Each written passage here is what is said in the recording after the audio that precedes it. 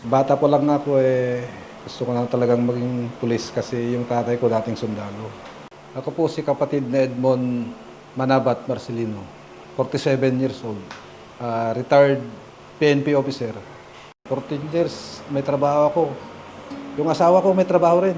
Pero wala kaming ipon.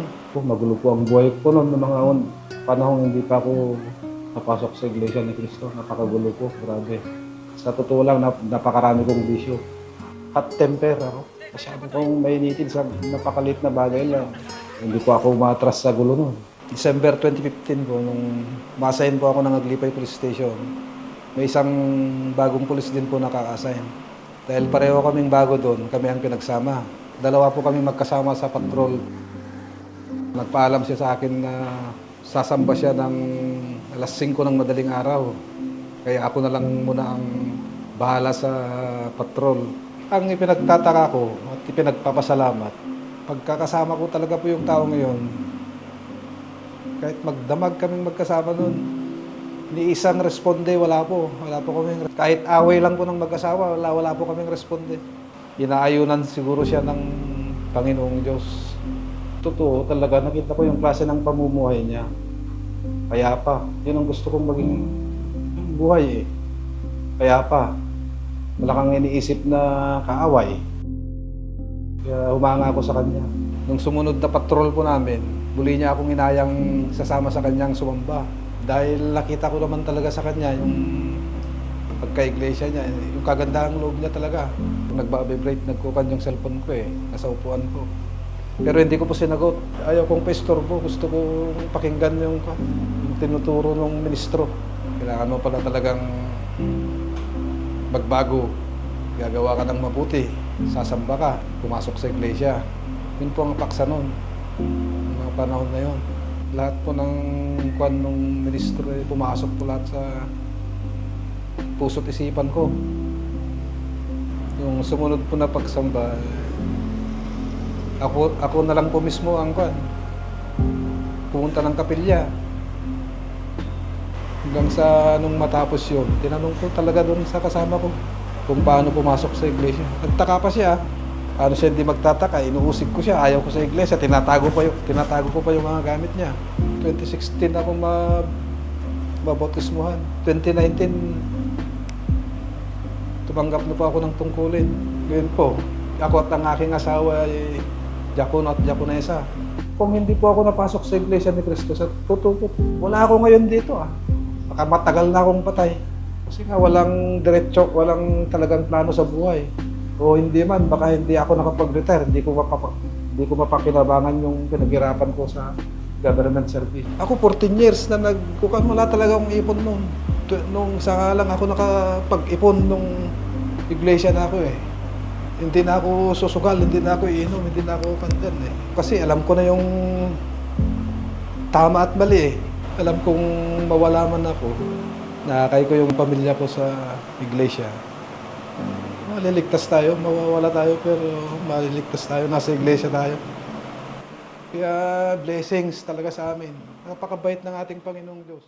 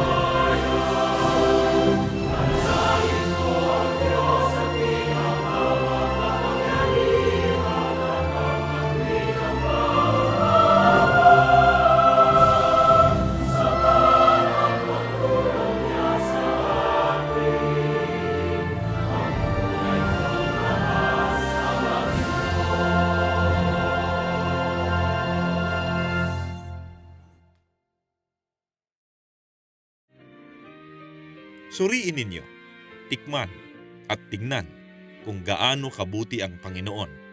Maligaya, mapalad ang tao na nagtitiwala, nanganganlong sa Kanya. O tikman at tignan na ang Panginoon, ating Diyos, ay mabuti, mapalad, masaya, mapalad, dapat kainggitan ang taong nagtitiwala at nanganganlong sa Kanya. Kaya nga alang-alang kay Kristo, ako ay lubos na nasisiyahan at nalulugod sa mga kahinaan, mga pang-iinsulto, mga kagipitan, mga pag-uusig, mga pagkalito, at mga pagkabagabag. Sapagkat kung kailan ako mahina sa lakas na taglay ng tao, saka naman ako tunay na malakas, may kakayahan, makapangyarihan, sa lakas na mula sa Diyos.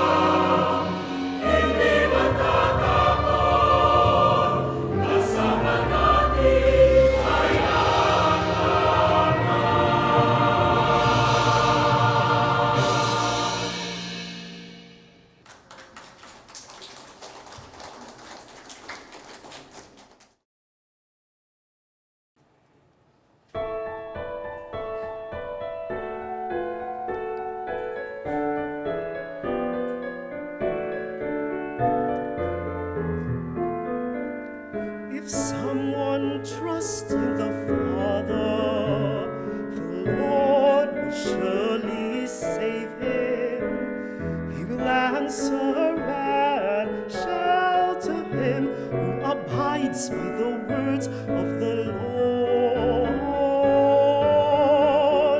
Our God, when someone trusts in the Father, the Lord will never leave him.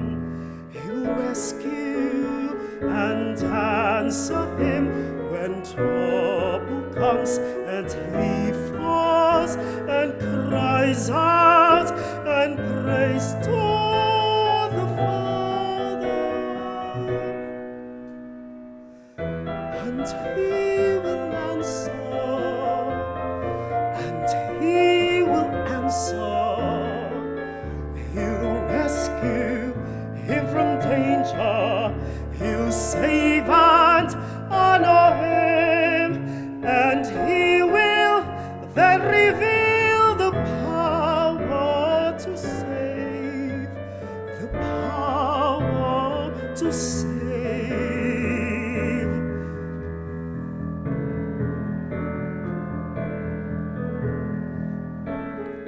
trust in the Father, the Lord will surely save him. He will answer and shelter him who abides by the word of the Lord. He will answer the call of his chosen faithful.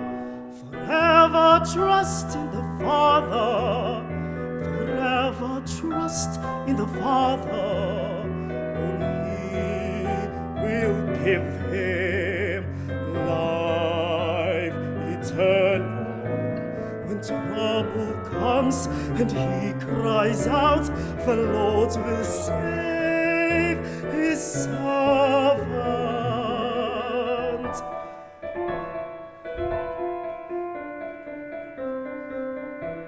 Forever trust in the Father, forever trust in the Father, forever, forever trust in God.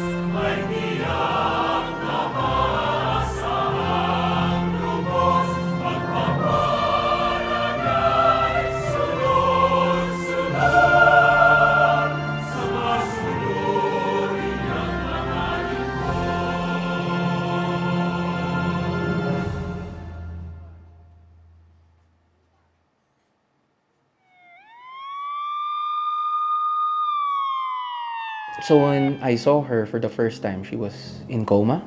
She was not responsive. So we immediately had a CT and eventually we had an MRI done. And it revealed a large hemorrhagic tumor. Sumailalim po ako doon sa brain operation na I was comatose. Natapos po yung operation, if I'm not mistaken, took them about 8 hours to finish the operation. Ang una kong tanong sa kanya, kilala mo ba ako? Yun ang una kong tanong sa kanya sabi niya. Ganun lang ang sinabi niya. Ang lungkot-lungkot ko po. After I passed out, actually po, nung nagising ako, ICU na po ako. So hindi ko po alam na may lumipas na pala na 5-6 days after that. Ang bigat kasi kalalahanin. Siguro pinakamabigat para sa isang ama. Yung alam mong yung paparating na ambulansya, ang laman pala, ang sakay, anak mo naman, habang yung asawa mo nandoon sa kanyang silid, doon sa kanyang sa ospital. na-confirm po na malignant po ang aking tumor at kinailangan ko po ulit siyang ipatest para malaman po kung anong klaseng cancer meron po ako. At pagkatapos po ng mga test na iyon, nalaman po namin na ako po ay may stage 4 Hodgkin's lymphoma po. Laman ng isip ko noon, talagang puro panalangin, puro pagmamakaawa. Wala naman talaga tayong ibang sandata. Ang panalangin lang, ang Diyos lang. Mas nanaig po sa akin ang lubos na pananampalataya at pag-asa po nang hindi po kami pababayaan ng Ama. Sa area ko, I took the opportunity po na makipagkilala dito sa mga kapitbahay ko na hindi pa po kaanib sa Iglesia ni Cristo. Hindi ko po malaman kung saan ko kinukuha ang lakas ko. Wala po akong panghihina noon, wala po akong hilo, walang sakit ng ulo. She recovered very, very fast. God is very good to her. She recovered in like less than a week. Si Ma'am Susan kasi, from the get-go, when I first saw her, she was already very sickly. So, the presumption was that she was really sick. But I was really surprised how fast she recovered. Ang bilis niya na gumaling. She is one of a kind. Pagkatapos po ng pangatlong buwan, sumailalim na po ako sa PET scan at nakita po doon sa PET scan na wala na po akong sakit, na clear po ang aking scan. Ang sabi po doon, no sign of lymphomatous disease. Nung nakita ko po ang resulta, doon po sa aking tahanan, lumuhod po ako at nagpasalamat po ako sa Ama. Kasi alam ko pong wala pong ibang may gawa nun, kundi ang ating Panginoong Diyos po. Nung ako po yung nagkasakit, ibinangon po ako ng Panginoong Diyos mula sa pagiging coma. Nagising po ako. Sabi ko, ito na po ang gagawin ko. Lalaan ko na po ang buhay ko sa paglilingkod po sa ating Amang Diyos. Ang pangako ko po sa Panginoong Diyos, ito pong ipinahihiram niya sa aking lakas, para sa Kanya na po ito. Dahil sa Kanya po ito galing, kaya sa Panginoong Diyos ko po ito gagamitin.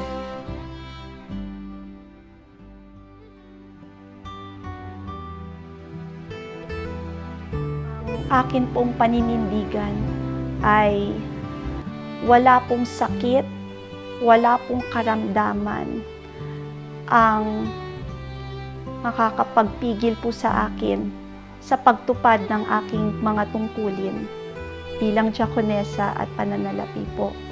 Dahil ang Ama ang siyang nagbibigay sa akin ng lakas upang magampanan ko po ang mga tungkuling ibinigay niya po sa akin. Meron man ulit na pagsubok na dumating, kapatid, malakas po ang loob kong kakayaning muli ng aking pamilya dahil sa pananampalataya, dahil sa tungkulin na ipinagkaloob ng Panginoon Diyos sa amin. Napakabuti ng Ama, napakabuti ng Panginoon Diyos.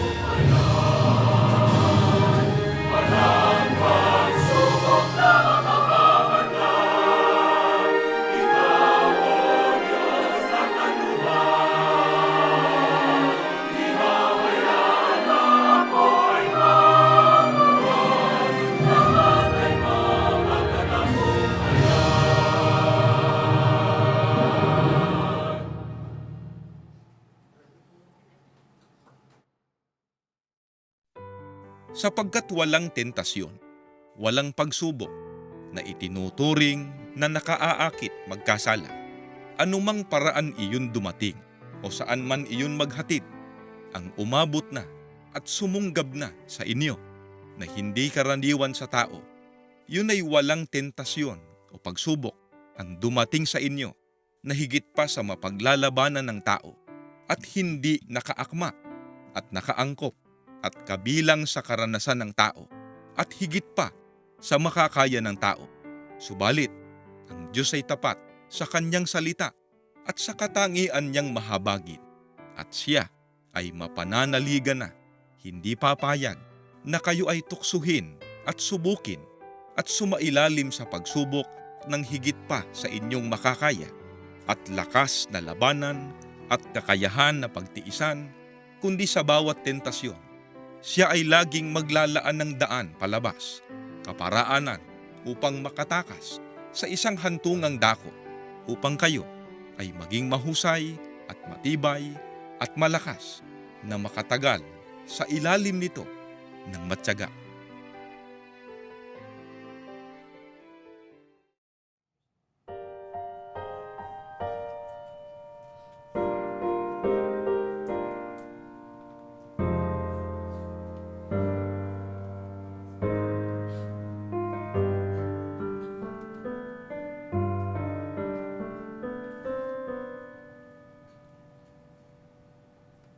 Look right, look left, what do I see? I'm left alone, bereft, with no help. But things always try to entrap me. Caught like a fish or a bird in a net. Look right, look left, what do I see? No one seems to care what happens to me. When troubles come and disasters strike, poverty persists and illnesses rise. For even when wisdom abounds, frustration does also. And when knowledge increases, sorrow flourishes too. But when these things come, I will not be afraid. I'll put my confidence in you and trust your promises. I will cry out to you, my God. I will call out. You're my last chance, my only hope for life. I will put evil and iniquity away and won't let wickedness dwell and stay. I will fear you, my Lord, with reverent awe, forever worshiping, obeying you, Lord. Don't withhold your compassion from me, oh Lord, and may your power and strength always protect me. Even before I call, you know what's in my heart. As I pray to you, Lord, please listen to me. I depend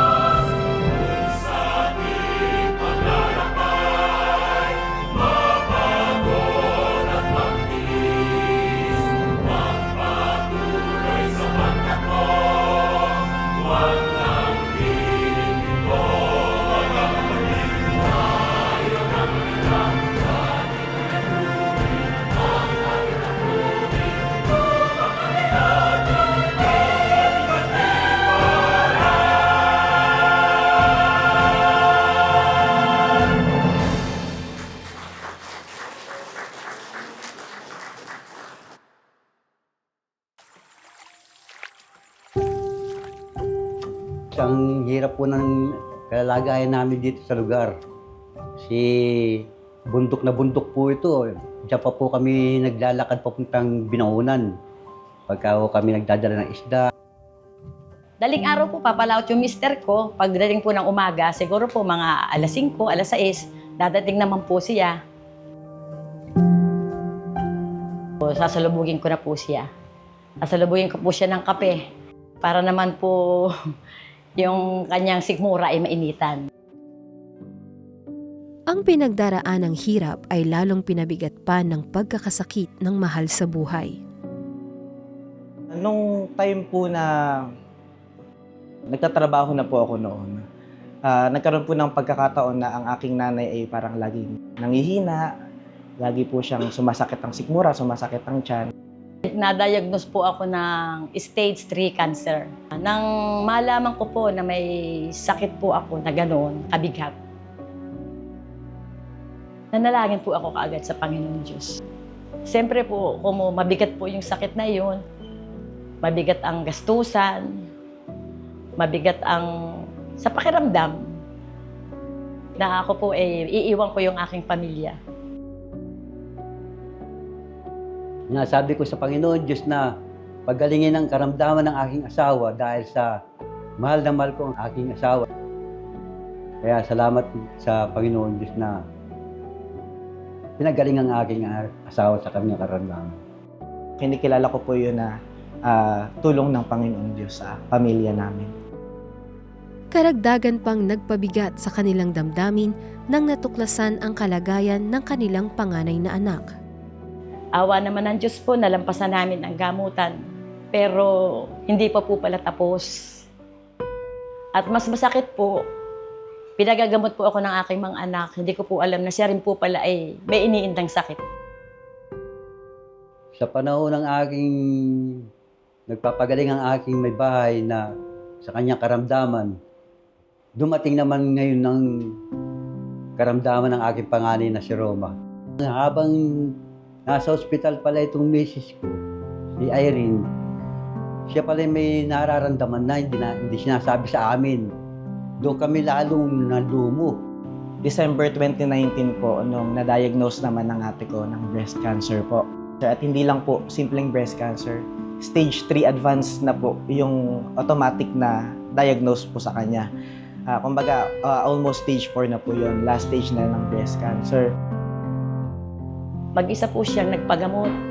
Hindi po sinasabi sa amin ang kanyang sitwasyon. Ayaw po niya na kami ay mag-isip dahil ako nga po nagpapagaling pa lang ng aking karamdaman. Kaya po na parang masakit po sa akin na hindi ko siya halos naramayan ng panahon na siya ay na dinadala po niya yung bigat ng kanyang karamdaman. Nang malaman po namin medyo malala na po pala.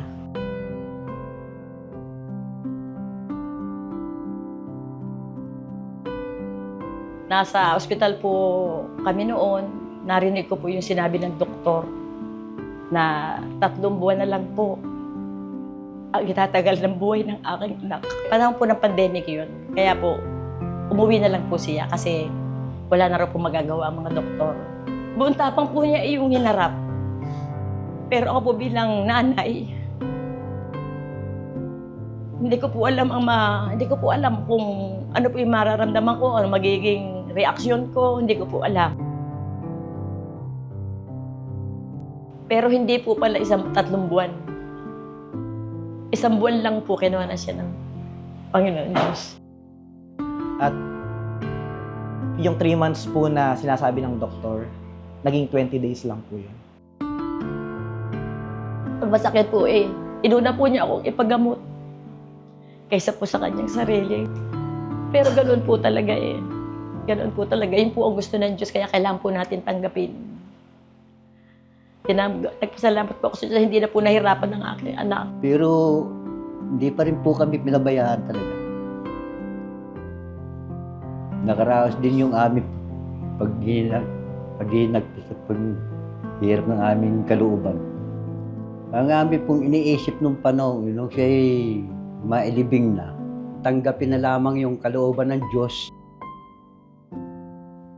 talagang ibaling mo sa Panginoong Diyos lahat kung anong kalooban niya. Kasi siya naman ang may alam ng lahat po eh. Siya ang may-ari ng buhay natin. Siya ang may alam kung kailan niya kukunin ng buhay natin.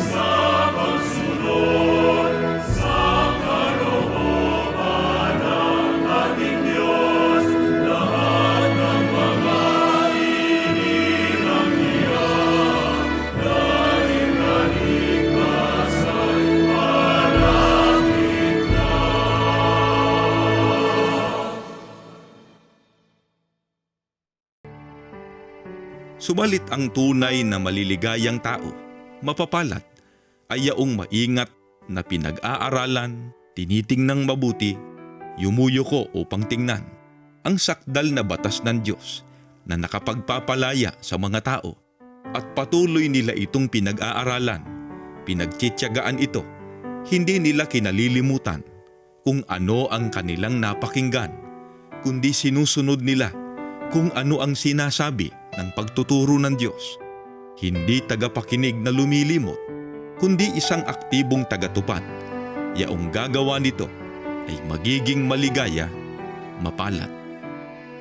Gawin ninyo kung ano ang sinasalita ng aral ng Diyos. Huwag lamang kayong makinig at walang ginagawa. Bakit? Sapagkat kung nakaupo lamang kayo at nakikinig, niloloko ninyo ang inyong mga sarili.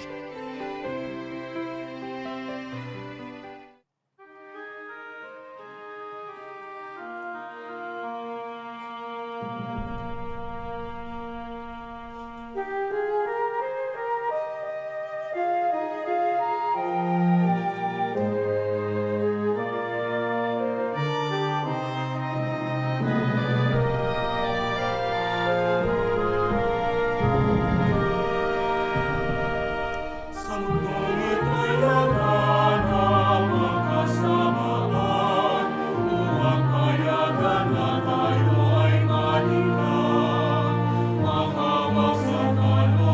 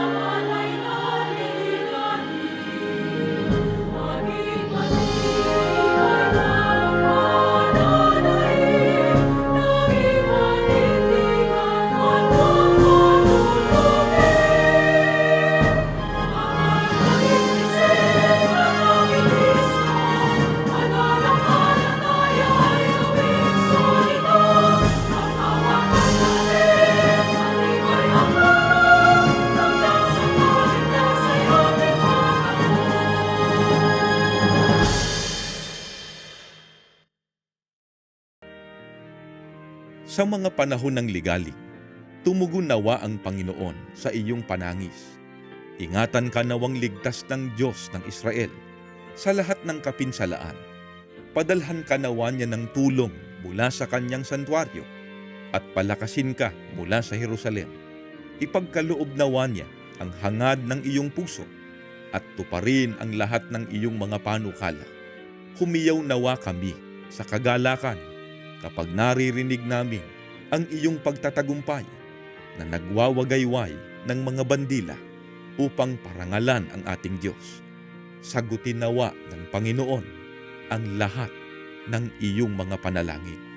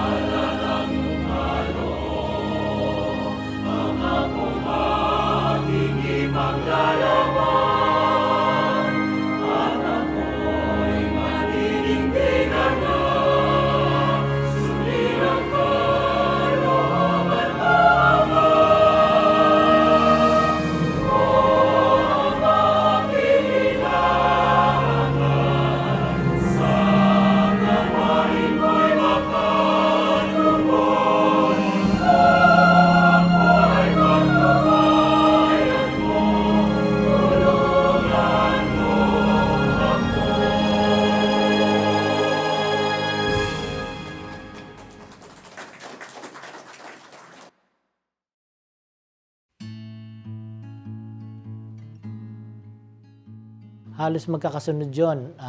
Ako ay chair ng subspecialty ng neurology sa Lourdes Hospital. Ako rin head ng neurophysiology laboratory from 2000 hanggang ngayon. At sa UE nga, from training officer to chairman and then to director for education, training, and research. Kasabay nun, naging dean ako ng College of Medicine ng New Era University, especially during the pandemic. At yung pagiging associate professor ko both sa UERM at saka sa New Era College of Medicine. And before that, nagtuturo pa ako sa isang medical school sa Bulacan. Na-realize ko na may problema ako nung March 2023. Dahan-dahan, parang humihina ako. Siyempre, doktor ako no? Ako ang gumagamot sa sarili ko until dumating yung time na alam kong meron na talagang malaking problema.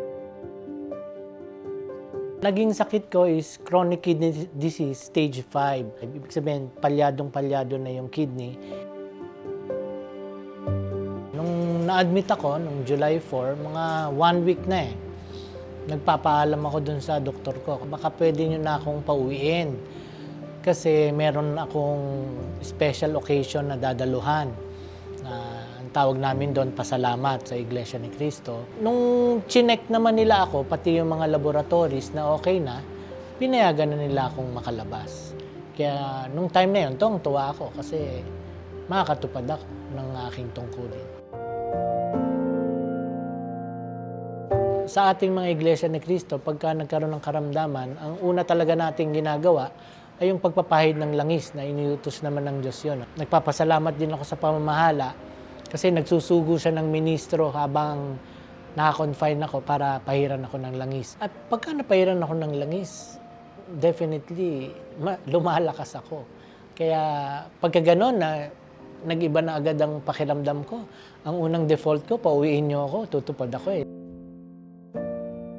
Nilagyan ako ng tube dito na kahit tumutupad ako, nakalagay lang yung tube dyan, hindi nila nakikitang meron akong tubo rito na nakakabit na minsan pagka nawala sa pwesto, talagang medyo masakit eh. Pero hindi naman ako nagpapahalata pagka tumutupad ako ng tungkulin. Kung tao lang, talagang manghihina ang loob mo. Sinabihan ako nung aking doktor, nung aking nephrologist, na hindi talaga yan makukuha lang ng dialysis, na kailangan na nating ng bagong kidney. So, nabanggit na sa akin yung kidney transplant. At first, sabi ko, okay lang sa akin, pero sana, wag yung mga bata ang mag-donate. Kasi ang gusto nung aking nephrologist, mas maganda talaga kung kamag-anak. Nagpasya po ako na tulungan na po si Papa bilang pagmamahal ko po sa kanya. Mag-volunteer na po, na ako na po ang magbibigay ng sarili kong kidney upang mapahaba po ang buhay ng aking Papa. Tingin ko kinasangkapan na ng Diyos talaga yung anak ko na siya na ang mag-donate sa akin para mas mabilis yung kagalingan at mas mabilis yung aking recovery. Talagang nagpapasalamat ako sa Diyos at sa aking anak dahil buong puso siyang nag-donate sa akin. Bilang isang neurologist, itong experience ko na ito ay parang isang wake-up call sa aming mga neurologist na kahit na ang pinaka-control ng katawan comes from the brain, hindi niya lahat makokontrol ng ibang organ systems. Tao lang tayo eh. Hindi tayo dapat manangan sa ating sariling kakayanan. Kami, doktor, alam namin kung paano manggamot. Pero hindi yun sapat para panghawakan na namin yung kaalaman namin bilang doktor. Umiinom ako ng halos 10 gamot sa isang araw. Pero pagdating sa pananampalataya, ano ba ang reseta natin? Una, panalangin, pagpapanata. Sa kabila nung hirap na naranasan ko dun sa aking pagkakasakit, isa lang ang nasabi ko sa aking sarili, huwag mawalan ng tiwala sa ating Panginoong Diyos. Dahil siya pa rin ang tutulong sa atin. Yun ang gusto kong maihabilin sa aking mga anak at sa aking asawa. Na kahit anong mangyari, huwag pababayaan ang pagtupad at ang kanilang pagka-iglesia ni Kristo.